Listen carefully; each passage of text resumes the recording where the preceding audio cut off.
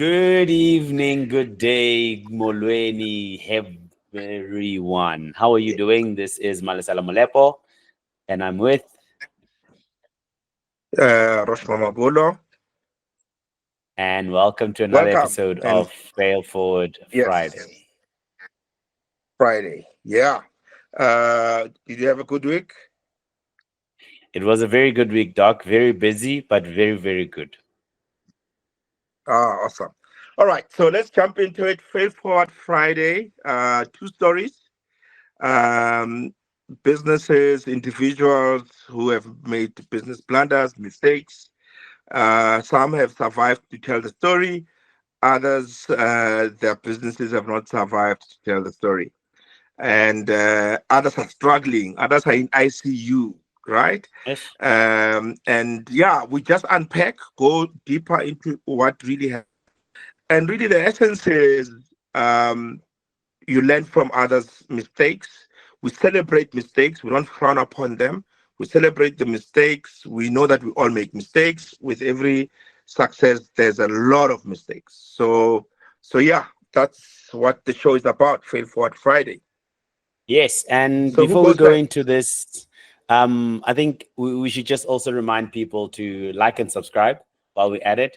And the two stories we're going to speak about today are very interesting, very close to some people's hearts. I would say some of them, I think yours especially, Dog, to mothers all over South Africa. Yeah, let's get into it, right?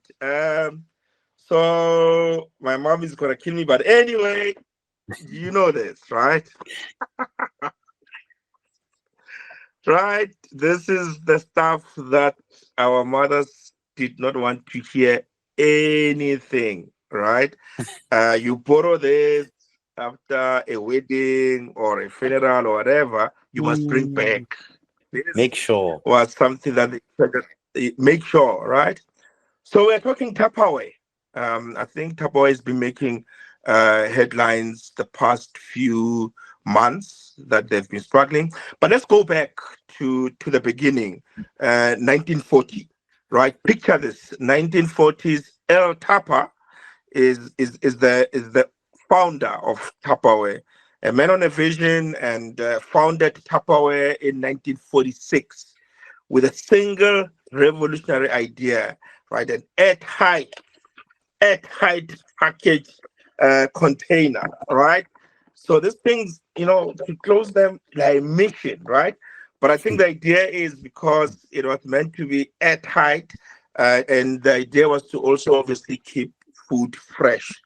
So he introduced this product post World War. I can't remember. I think World War II, right? Yes. And yeah, that was his innovation. And I think at the time, at the time it was quite a. I mean, we look at it now, and a lot of innovations. You look at them now, we kind of like think these things they were not breakthrough innovations during their time, but this was a breakthrough innovation. Packaging, keeping food fresh, Oh, especially, I there mean, if wasn't you look up. packaging before that, Doc. No, no, no. Remember, it was at the time when I can't remember exactly, but it was at the time when things like fridges were discovered. Because remember, there was a time in the world Mm, where we didn't have free refrigeration systems, that's true. That's right? true. So you would put stuff in a container of some sort, bucket of some sort, and you put ice, and that's how you kept things fresh for longer, right? And of course, as this thing, the kitchen in the house evolved. And remember, after World War II, there's peace. Men are back from war. They're working in factories, in industries, and then it was during that time where ladies were more in the kitchen, right? And this was a revolutionary idea in terms of keeping food fresh. There were some containers, but they were not keeping food very fresh. And what Tupperware was the real genius work, especially with storing of food. So enter as El Tapa comes with this thing. Now the question is, how do I distribute it to as many women as possible? Enter a lady called Brownie Wise. Brownie Wise was this brilliant woman who recognized the power of community, right? and social gatherings at the time. And he thought, okay, why not use the social gatherings to sell Tupperware, right? And that's where the whole Tupperware party, called Tupperware party, came through, right? Where, you'd have women come together, housewives at the time, in 1940s, housewives at the time, they come together and they have what they call Tupperware party, and they would meet and have tea, biscuits, and then in the process they will sell Tupperware. So by the Mm. 1950s, Tupperware was a symbol of modern American household. Like there's this, today you have this. There's this brand in the kitchen. They've got your kettle and your toasters. This is Smeg. Uh, Smack, right? Yes. This was the smack of the time, right? Ah. This was the smack of the time. It was a symbol of modern American household. It was sort of like a rite of passage for women, Mm. in the house. So for decades, this was an iconic container that was not just a product but a lifestyle. And that's what Brownie Wise was selling. It's a lifestyle, right?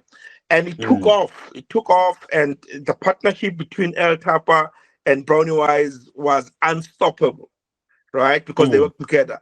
Here was a technician. So you would imagine El Tapa was Steve Wozniak, right? Oh And yeah. Brownie Wise was Jobs, Yes. right? So you have Yes. these Okay. people. This one is able to innovate. This one is like, I know how we will How to sell it. sell it. So that's how the Yes. partnership worked. So it worked for quite a long time until it stopped working, right? And how it stopped working is at some point, cracks started to show in the business. I think the first mistake or the blunder was when El Tapa felt that Brownie Wise was overshadowing him and unceremoniously fired her. I think around Yeah. 1958, I fired her because he So felt, quickly.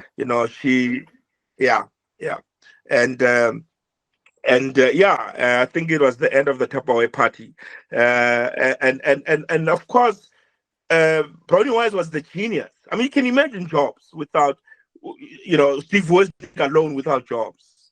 So there's this Mm. partnership that worked until one left, and from that point on, Tupperware lost a key player in its history, and it sort of hit its innovation. So as years rolled by, sales were modest; they were coming down.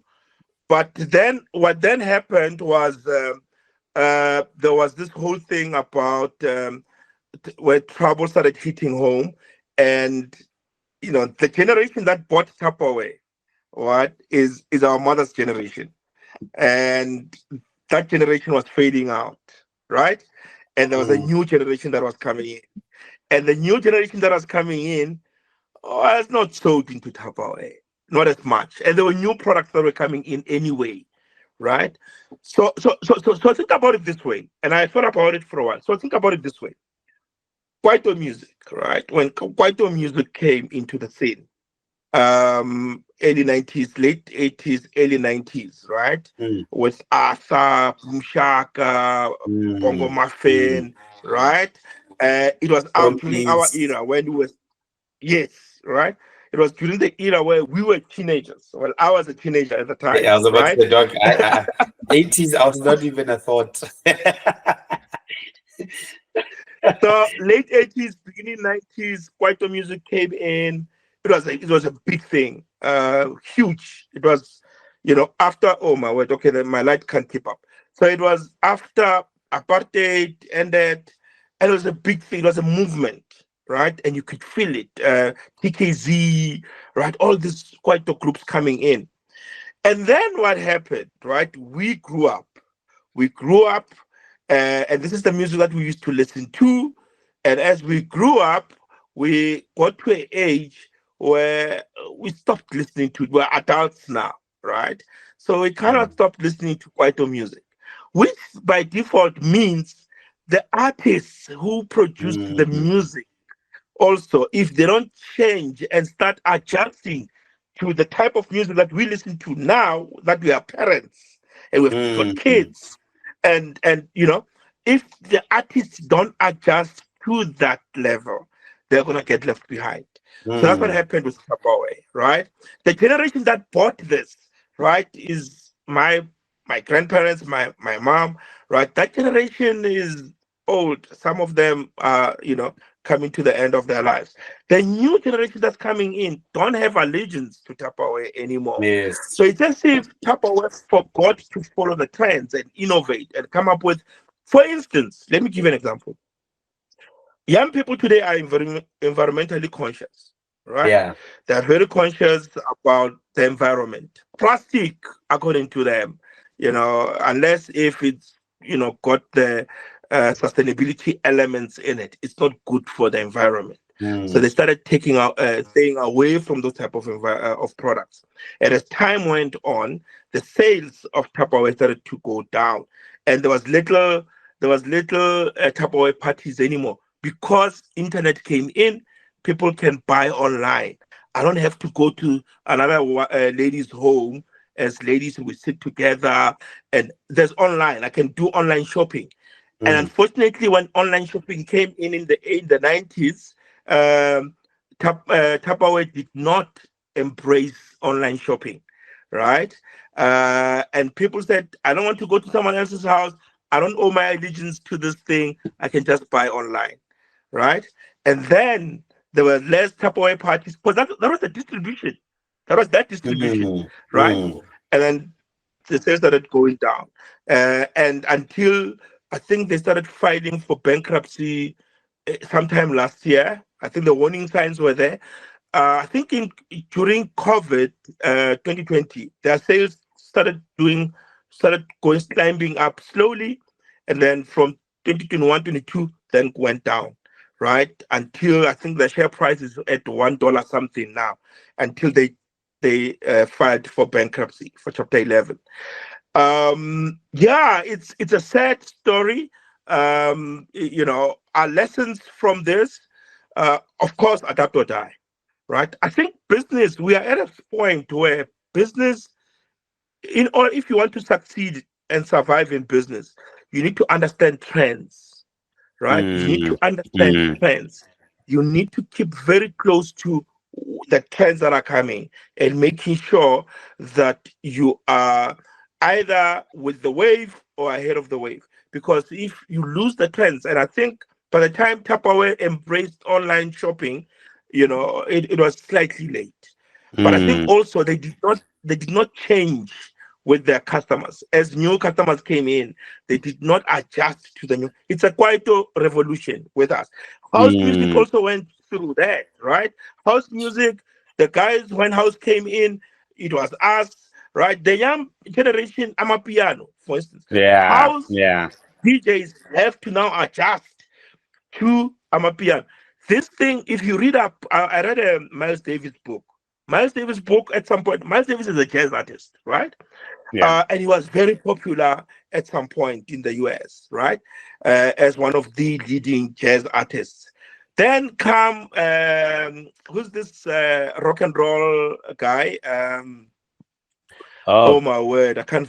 Elvis Presley. Elvis. Comes Elvis Presley, right? So Miles Davis, the icon of jazz, premium at the time, one of the legends of jazz.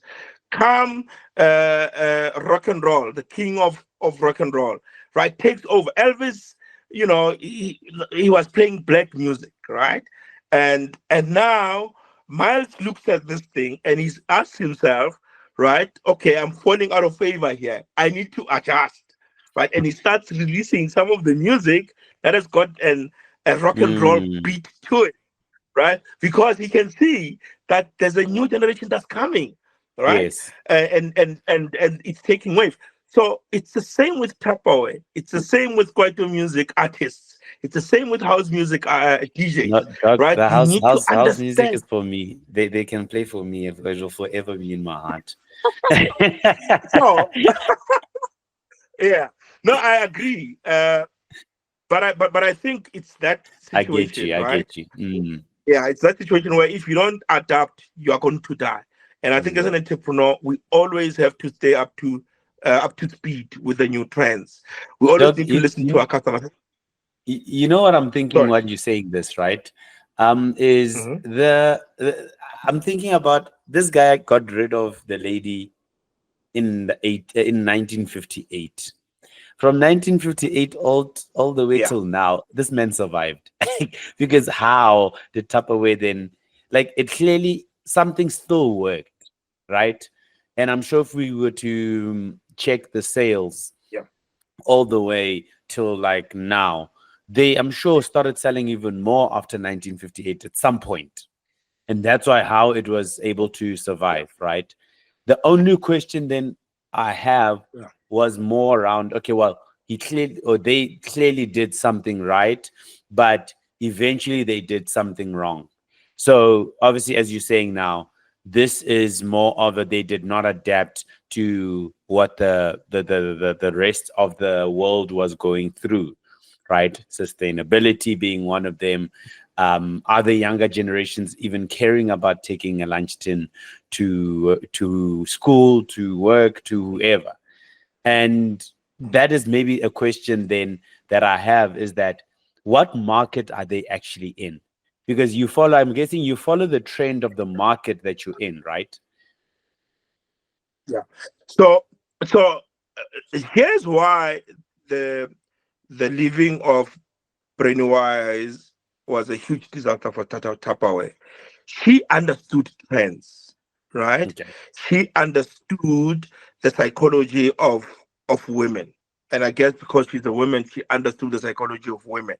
And she understood that at the time, after World War, Second World War, right, there was a whole need to come together. I mean, think about COVID, right? The end of COVID, we have been isolated. We want to come together and Mm, gather together, and break bread. So she understood that, right? And that's the power of having a partner in your business who understands human psychology. Because ultimately, business, if you are to thrive in business, you need to understand human behavior. And she mm, understood that very well. So what made Tupperware sales to grow for as long as it has is because that mindset or that psychology prevailed until that mm, generation, right, started mm, to fade off and technology came in, right? mm, And as technology comes in, right, it comes in with a new generation. mm, It's a new generation. It's a new way of thinking. They are very environmentally conscious. They don't like gathering. They can buy online. And then there was also competition that's coming in, right? And as competition comes in, online shopping happens. There's a new generation that comes in. They don't need to. And remember, Tupperware was not as affordable, right? mm, So the mm, distribution channel of the product was no longer a Tupperware parties, right? It was online, click, Amazon, buy, deliver.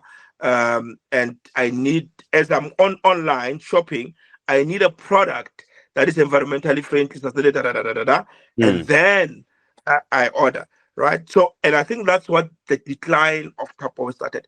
Today, I don't know how many people have you heard talk about Tupperware, right? Funny Except enough, our parents. funny enough, I actually had a colleague of mine. Uh-huh. She used to sell Tupperware, and then when I say sell, as recent as maybe 2, 3 years back, and she used to come Yeah. in there. Don't you want to buy a Tupperware? So I think what you're saying now is the prevailing part, especially, is very true, because that very they still had a referral scheme, if I should Yeah. put it that way.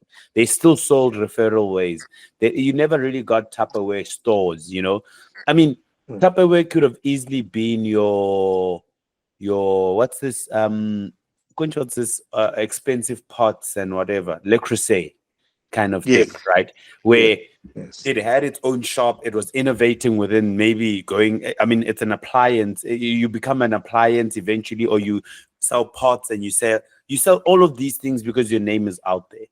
And yet they Mm. stayed with one thing. Yes, they had bottles here and there. They had different new scuff tins, whatever. But still, Mm. it's almost as if, um, and you're right. Maybe it was comfort.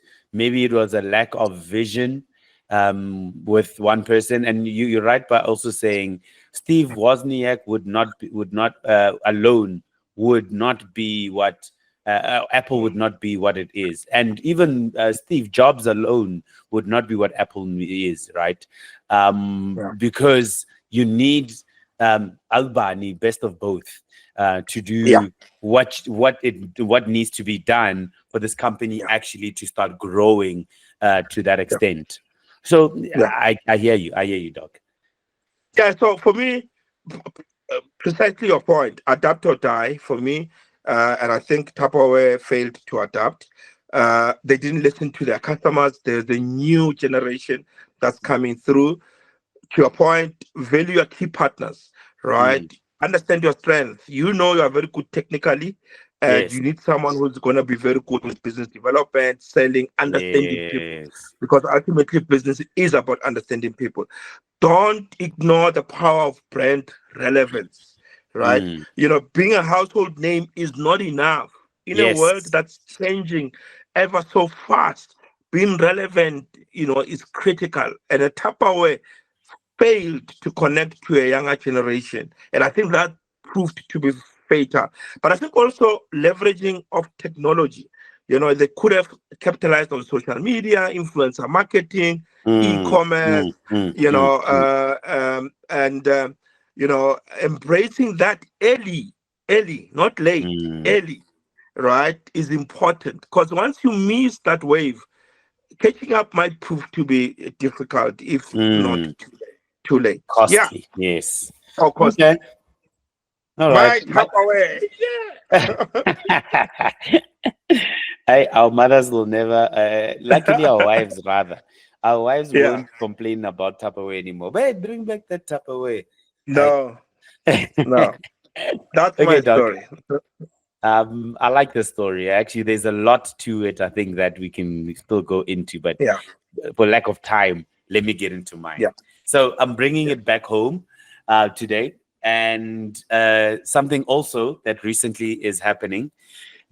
People will know about Drip Footwear, and yes, we will be talking about Drip Woo! Footwear and what Okay. actually happened.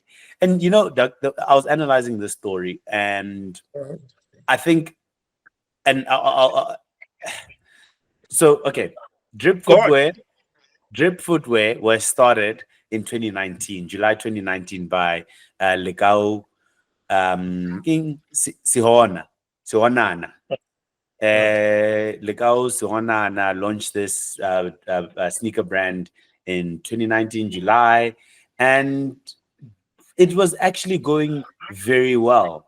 When he started, it was a brand that people loved. They talk about in one of the articles I was looking at. They talk about how his first pairs of shoes that he sold out of his car was 600 pairs of shoes that he sold. I think he sold it within, I think they said a few weeks. It was all sold out, right? He then went back and he said, okay, I think I can do this. Let me try 1,200. So he doubled his stock, sold out within a few days, right? And it was like, okay, I've got something on my hands. Now, he doesn't have, and this is where I think the whole thing starts in that sense. But he doesn't necessarily, not even necessarily, in this thing that I read, he did not have any prior business experience, or he had business experience maybe here and there, but informal. But he didn't have a formal business experience in him. And it says there's something that says I want to say, where is this blog? I want to read exactly what they were saying here. um Which it publication is it? it's an article, funny enough, from there's an article that came out, evaluation of fuel quality. Wait, oh, Drip Footwear brand managing successful startups, launched launching and rapid expansion during COVID-19 pandemic. So it just basically tells you the whole story around how he actually started this Drip, and they were just analyzing within these students, master students or MBA students from Gibbs. But in any case, it says he didn't have any formal experience in terms of business, And especially from a manufacturing point of view, he knew how to make shoes. He started this brand out of the love that he had for apparel and from the knowledge of what he knew business to be. Very started Kasi and built it for Kasi. Like it was a brand that was proudly from where he was. You know what I mean? And he started it with very good intentions. And obviously, like I said, things started going so well. So he then went into a place where I think in 2020 he started doing a bit more manufacturing, but COVID-19 hit. Funny enough, during COVID-19, sales were doing well, actually, which actually starts making me think to say, I wonder if the sales were doing well because people were able to buy online and he was maybe selling online, or I wonder what I didn't go into that depth of understanding why sales went well. I think it was just I can't see you. Or is it me? it might be you, Doc. I'm seeing you perfectly. Okay. So Okay, no, yes. continue. Okay. So Okay. I'm not sure how his sales actually went, but went up during COVID, but clearly they were doing something right. Right. So it says here, this rapid achievement was enough confirmation for Lukao to that there was a need for locally manufactured brand shoes. Based on this success, Lukao started to consider the launching of his own business. This is obviously in 2019. However, during the process of the formal launch, the world was suddenly experiencing the impact of COVID-19 pandemic. During the planned stage regarding the mode of operations and the full business launch in March 2020, South Africa was placed into a COVID-19 alert level 5 lockdown, complicating the decision-making process even further. Despite the extremely severe lockdown, regulations that lasted more than a year, in May 2021, Lukao had already instant success, putting pressure on the manufacturing ability. Oh, sorry, I think I skipped. It says Lukao had already managed to open 11 stores in 2021, right?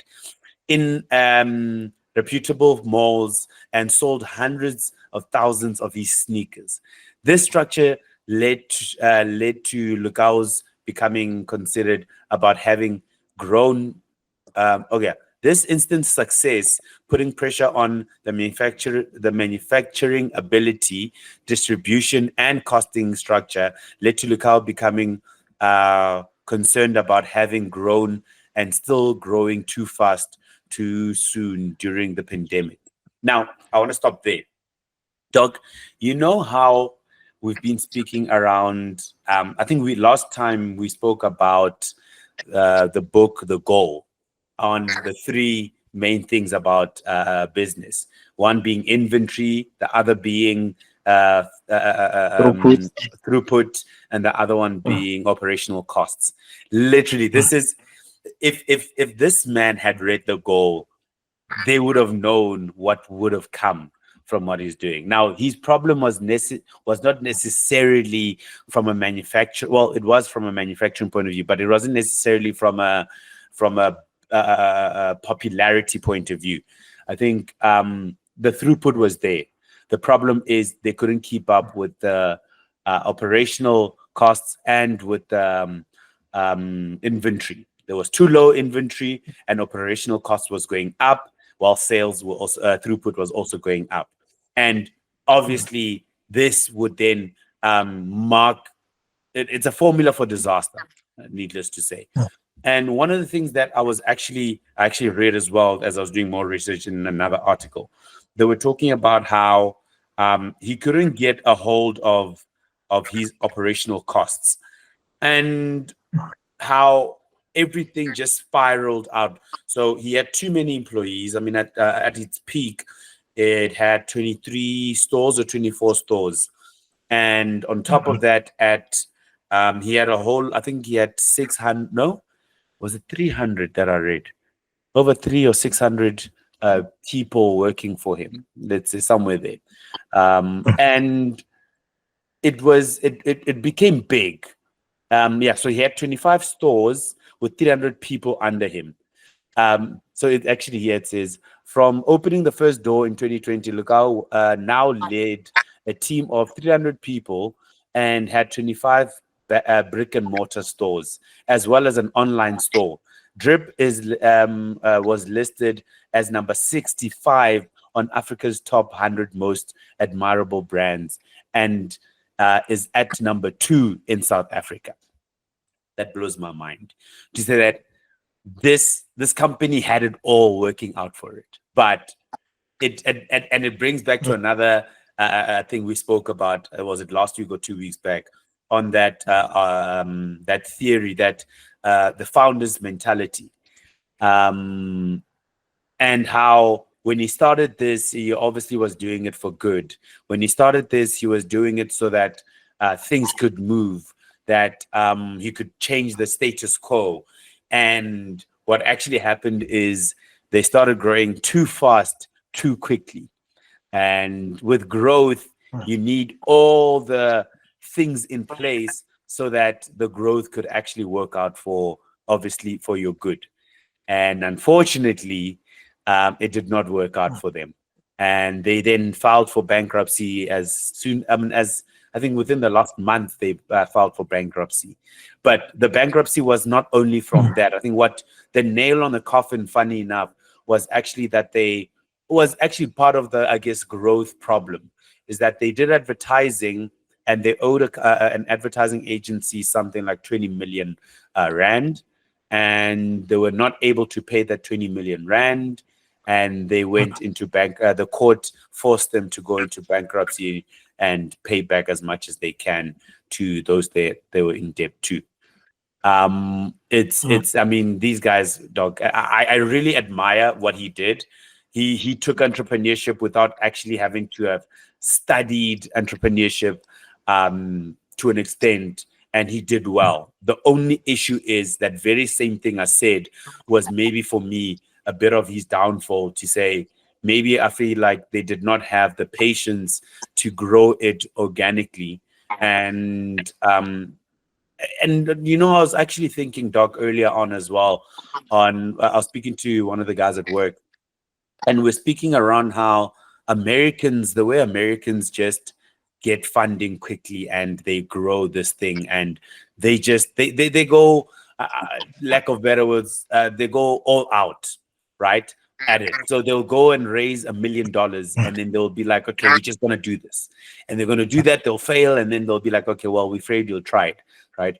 In South Africa, it's not that easy, because in South Africa, you won't necessarily get $1 million just out of the blue. You know, you have to jump through hoops and hoops and hoops. So for a company to actually fail in South Africa, it will take a lot. And I guess, and funny enough, during COVID, I think a lot of even South African venture capitalists were just giving away free money without necessarily doing all the due diligence. And that will obviously start showing in times to come. In the next few years, we'll see what those companies that are built on solid foundations are still alive or not.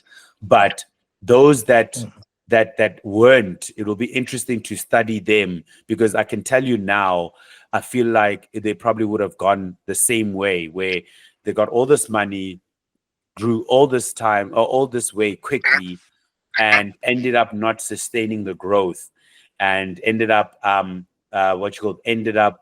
frustrating the customers. Because I mean, if you have 23 stores and you can't even ship shipment of your shoes to those stores, what do you actually think is going to happen? So yeah, Doc, I think it would have been interesting if, I would say, maybe the blunder first and foremost was the fact that he did not necessarily have any form of entrepreneurial, formal entrepreneurial education. And when I say formal, it doesn't mean go to varsity and study this thing, right?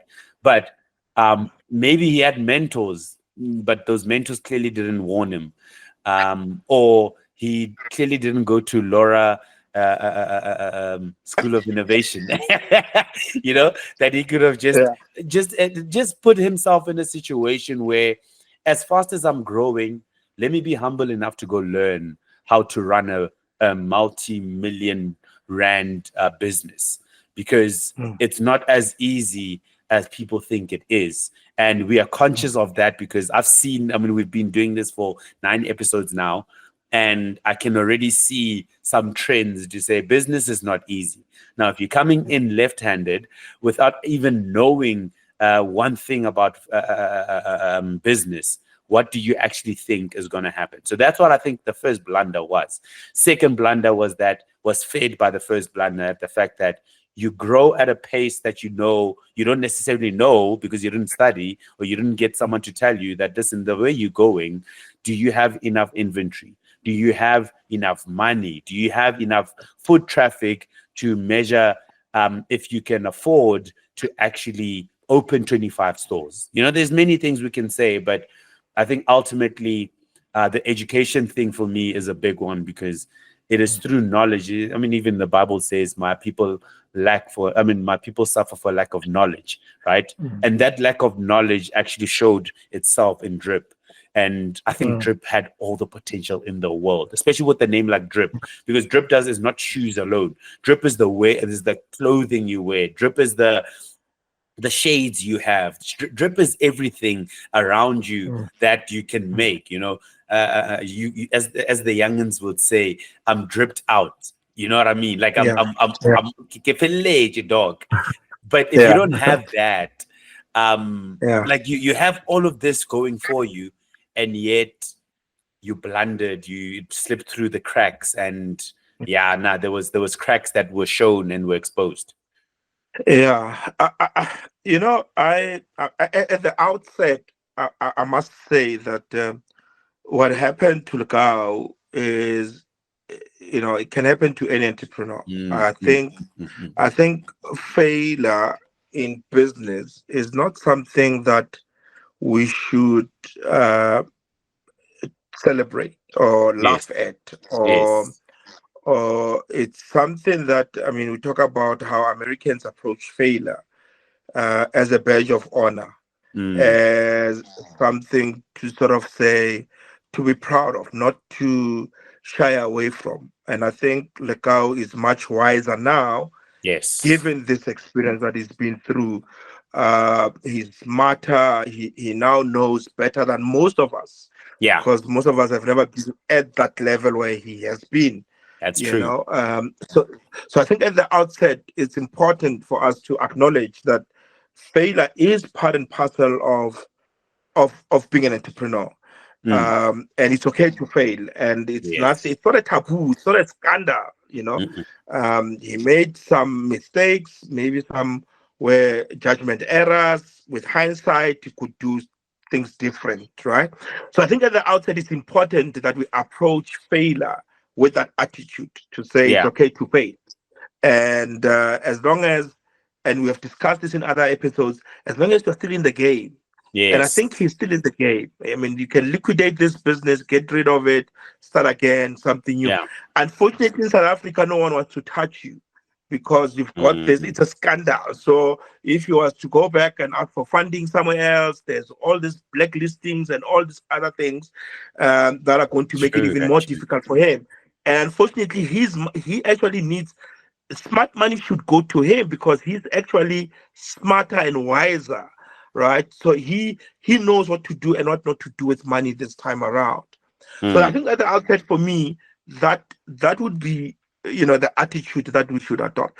But I think also, I mean, the basics, let's go back to the basics. So the basics would say sales minus expenses, profit, and the profit to your balance sheet, it's reserves.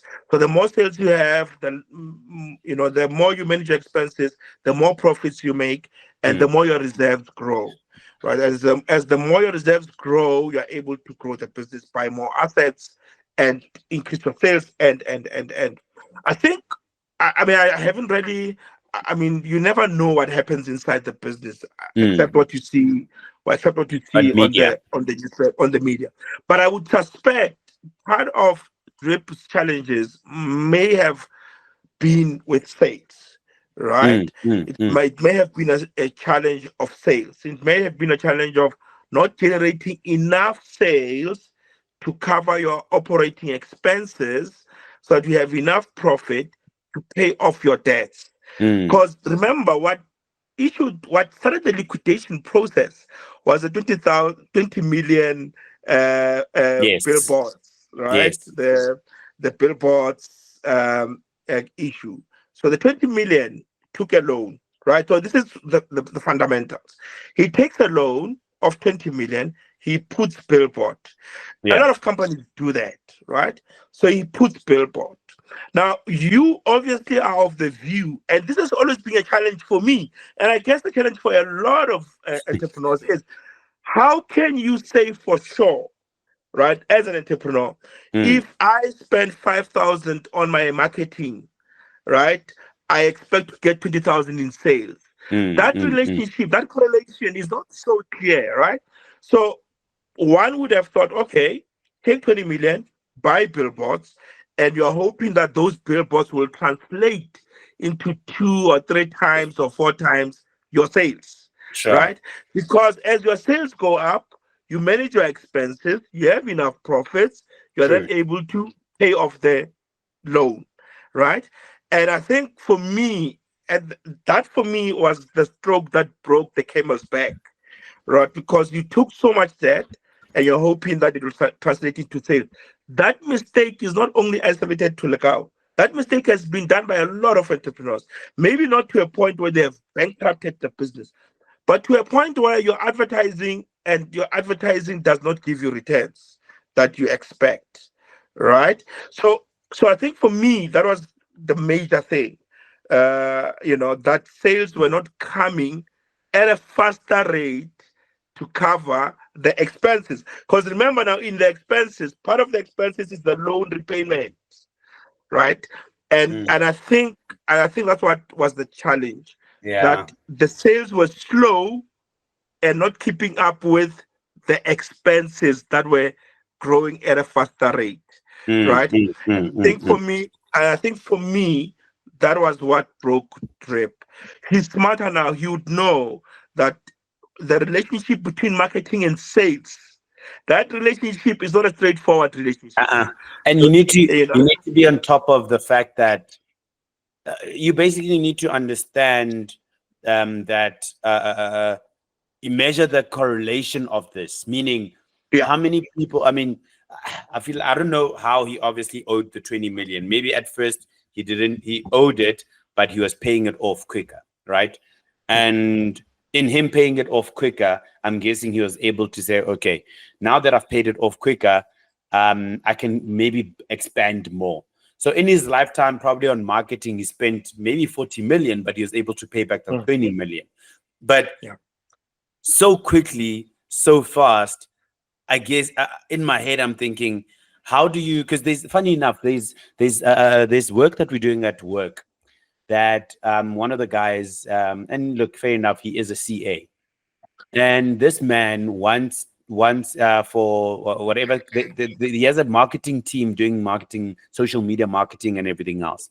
And one of the things that he came to us for us to build for him was a measuring tool. And when I say measuring tool, just to understand how one campaign led to a sale. He wants to measure each campaign. So how, if we mm, spent 5,000 Rand on the social media marketing page thing for the month, how many sales did we get through that? And he came to us for us to build something like that. Having measures like that is, if not one of the most important things, yeah. So and because that's it what we helps. teach at Laura. Mm, Yeah, that's what we teach at. It's called sales funnel. It's yes, basically a sales funnel. So yes, it's how many people get to see your adverts at the top of the funnel, and yes. how many of them are able to see the advert, like the advert, click on the advert, and then come through the funnel. And usually, what happens is there's a relationship between, or a ratio, to say Yes. if 50 people see my advert, the ratio is always, and it depends from business to business. So if 50 people see my advert, one person should buy. right? Yes. So, Yes. and if that's your ratio in your business, it therefore says if you want two people to buy, it means 100 people need to see your advert, right? Yes.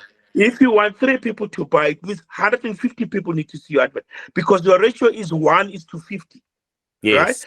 And a lot of entrepreneurs don't know, don't have that understanding to say, if I spend 20 million on billboards, for instance, if I spend 20 million on billboards, it exposes my brand to X number of Yes. people. And from that number, as they come into my sales funnel, I'll be able to get X amount of sales, Yeah. right? Yeah. So that relationship between marketing and sales and the sales funnel, it's a very tricky, it's a very tricky uh, uh, um, relationship. Is Ball it to me? Is it juggle. you? Yeah. Okay. So, oh yeah, I think it's my thing. It's my Internet. countdown. So, yeah. So it gets to that point where I'm saying you need to understand the relationship between marketing, sales funnel, right? And it will give Mm. you how much can you spend on marketing in order to get X amount of customers. If you Yes. double that amount on marketing, it will result in doubling the X number of people who are buying, Sure. right? Sure. Sure. Right? And failure to understand that, you end up spending more, and you actually realize that maybe it does not translate to what you want. Exactly. But I think that's the one thing. I think the other thing would be, was the billboard the right strategy? To do this. I mean, we can argue that I'm not a marketing expert, right? Yeah. Yeah. But I think too, one of the things that you get told as an accountant is cost management, right? And I think Yes. you spoke about growth, right? The growth Yes. comes at a cost, right? So it's important that as you grow, you need to be wise enough to know which drivers can you maintain, how many Yeah. people can you afford, and throughput. You spoke about it.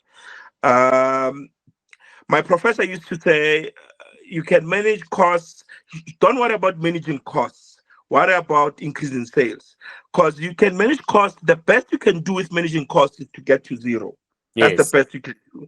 But the best you can do in increasing revenue is unlimited. Yes. Yes. Right. So Yes. focus on getting sales. Yes, pay people what you need to pay them, get the stores 20, but also the rate, the growth you spoke about it. But I think lastly for me is, of course, there was a whole issue of allegations of mismanagement. I don't know how that can actually, probably it can, I'm not sure, like buying luxury vehicles somehow strained the finances of the business. uh, there was also whole issues about the legal issues with his wife, and the divorce might also have affected the decision to liquidate. I'm not sure. There was a whole issue about the chief operations officer being assassinated. I don't know how it Yeah. relates to Drip.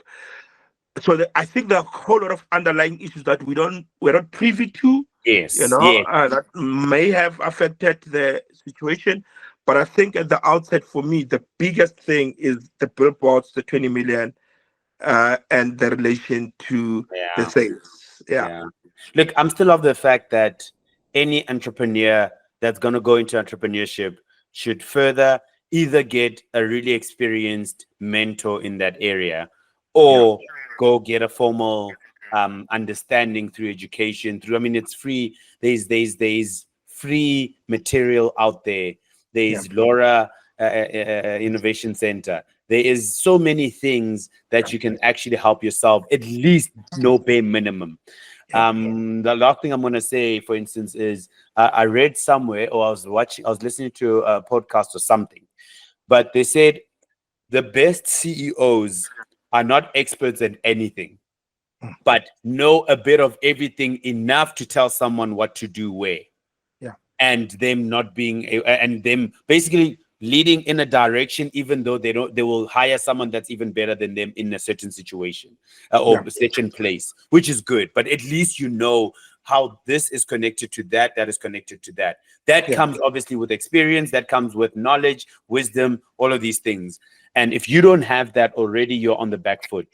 And So, yeah. so there's a book called Range. I forgot who wrote it. It's called Ranged. I read the audiobook.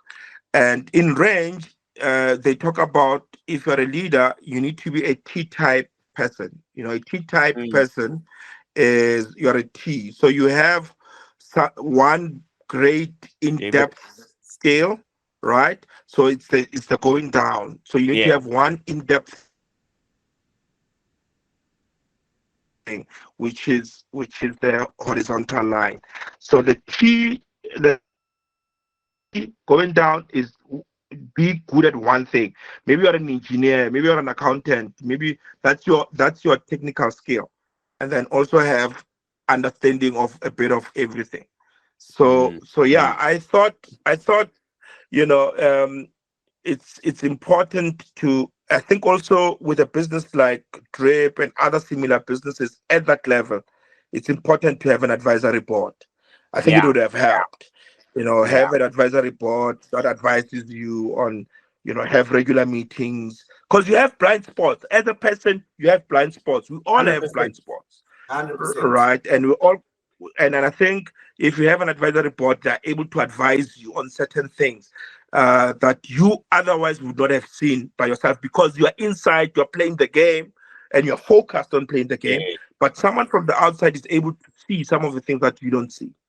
You know what we must do, Doc? We must get eventually when Drip is out, the movie or the series, just like what's happening there in America with all these other ones, just so that we Yes. see well or what actually happened under Yeah. in there. It'll make him money Yeah. anyway. So I think he should Yes. license it out to Showmax. Showmax, please help this man and let us see what the truth is, because it will be Yeah. interesting. And I think it's a form of failing forward for many Yeah. to learn as well, Yeah. because Yeah. I Yeah. really would want to actually understand how it went wrong. Because it's Yeah. a brilliant brand. I mean, the same as Batu. I actually wonder how Batu's surviving, because he has just as many billboards. Stores. So Yeah. And he just opened one in in Menlyn. Menlyn. Yes, Yeah. as well. But anyway, we actually rooting for them. We actually want Mm. strong South African brands so that we can Yeah. export, because it helps South Africa anyway, job creation and all. Yeah. But Yeah. yeah, that's it It's for me. okay to fail. It's not the end of the world. We're all gonna fail. We have failed before. Here we are to tell the story. And it's not the end for Lagao. I'll be very sad if it's the end for him. I hope it's not the end. No, you actually saw on LinkedIn that he started a management consulting company in that Yeah. area. As you said, Yeah. I'll give him the money to understand, dude, what did Yeah. you Yeah. do wrong, so that I don't have to go there. Yes. So yeah, there's, for every big failure, there's a big lesson to be learned. I think he has learned the lesson. I think we have learned the lesson. And he needs to keep on going. And I'm sure from this he can launch something even bigger, because he's Yes, got that experience. He's got the scars to prove that yes, he's coming from war. A lot of people don't have the scars of war, right? So he's got yes, the scars and he's still here. So he's failing forward. So he's moving forward. So yeah, yes. All big up right. to him. Is that Big the up. pod? That is the pod, Doc. Thank you, everyone, for tuning in to another episode of Fail Forward Friday. Like, comment, subscribe, and yes, comment. We saw that one of the one of the comments that we were having Yes, sir. recently was that people about DSTV and how Netflix was able to disrupt them. So keep on the comments. Let's discuss these on the other social media platforms that we post on. And yes, let's continue to Yes. fail forward. Awesome. And see you in the next version. Thank you so much and keep failing forward. Thank you, everyone. Bye.